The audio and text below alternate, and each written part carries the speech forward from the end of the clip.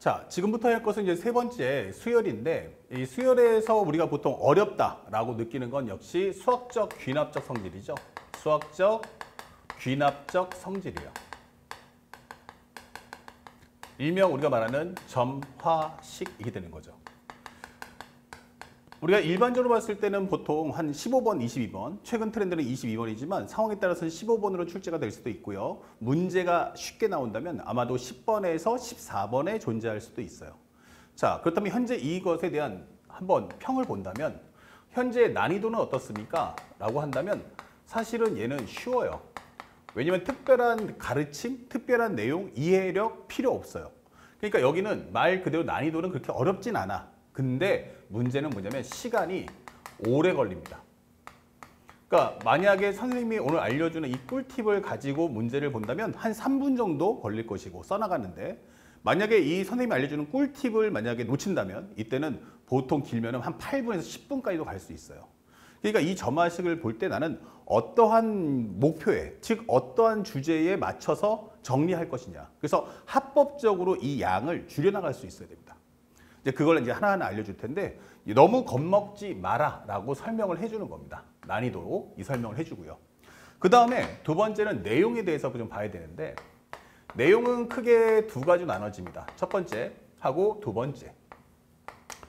만약에 상대방이 첫 번째 항을 주고 n번째 항을 구해 라고 한다면 이 문제는 매우 쉬운 거예요. 다시 말하면 얘는 조건문, 얘가 바로 구하는 값, 이게 되는 거죠. 그러면 작은 항을 주고 큰 항을 한번 가볼까? 라고 한다면 이 내용이 쉽다. 이유가 뭐지? 라고 한다면 우리가 갖고 있는 점화식이 바로 그런 설정에서 주어지기 때문이에요. 그럼 이 식에서 가장 중요한 핵심이 뭐냐? 현재 보시면 여기 an 플러스는 pan 더하기 q인데 여기서 혼자 있는 게 누구냐라고 묻는 거예요. 현재 혼자 있는 게 누구지? 하면은 바로 큰항. 그러면 뒤에 설정에 깔려있는 이 값은 뭐냐 하면은 여기는 바로 우리가 알고 있는 작은 항이다. 이렇게 설명을 할 수 있는 거야. 여기는 작은 항. 그러니까 다시 말하면 이거는 작은 항을 넣어서 계산을 해주면 큰 항을 구할 수 있다.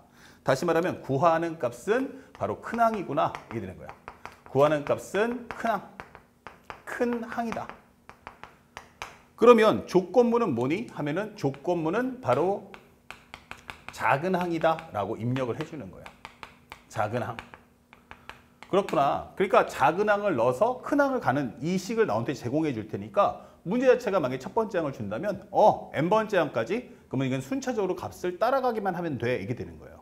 그래서 문제 번호 10번에서 만약 14번 사이에 있다면 문제가 짤막하게 풀리는 이 문제는 바로 1번 컨셉이다 라고 생각하시고요.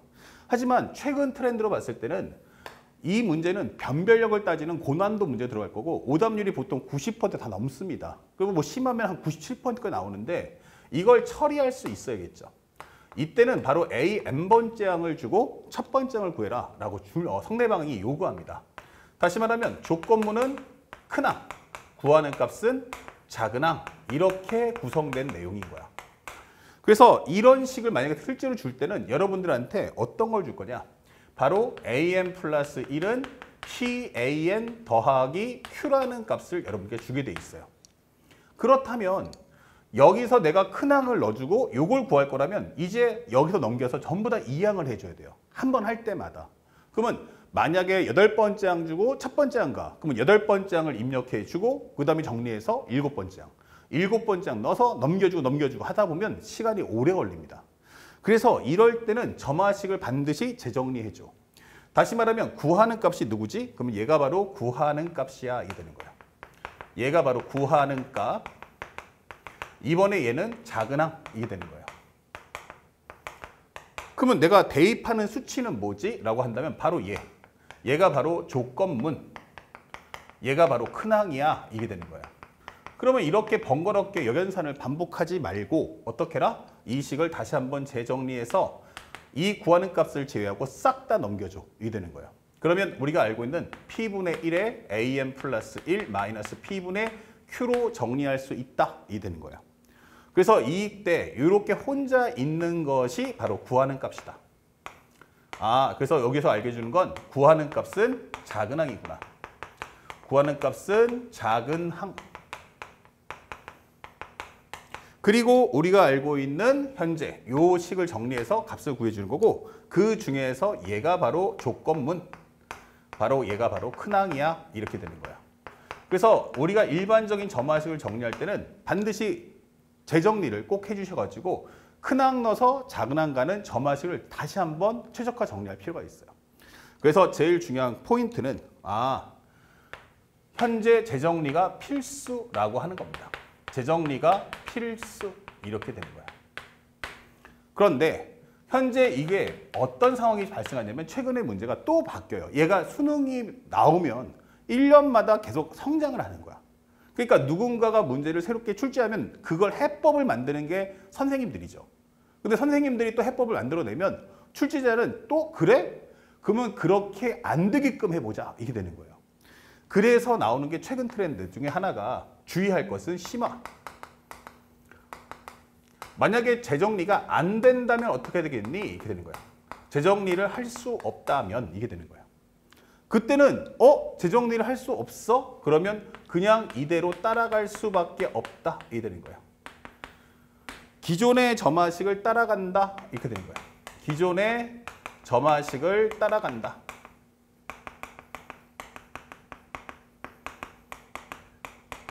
근데 이렇게 하다 보면 선생님 지금 말씀하신 대로 이거 역연산하게 되면 시간 너무너무 오래 걸리지 않을까요? 라고 생각할 수 있어요. 하지만 정확하게 말씀드릴게요. 오히려 이럴 때는 특징이 뭐냐면 난이도가 떨어집니다. 출제자도 알아요. 이렇게 하게 되면 시간이 오래 걸릴 거야 라는 걸 알고 있어요. 그래서 오히려 내용은 단순해진다. 내용은 단순해질 거야 라고 설명해 주는 거야. 아, 이게 단순하겠구나. 그러니까 상대방이 주는 조건문에 제한 상황을 꼭 주의해 주세요. 상황을 확인 후 주의하기 이게 되는 거예요. 자, 이렇게 되는 거죠.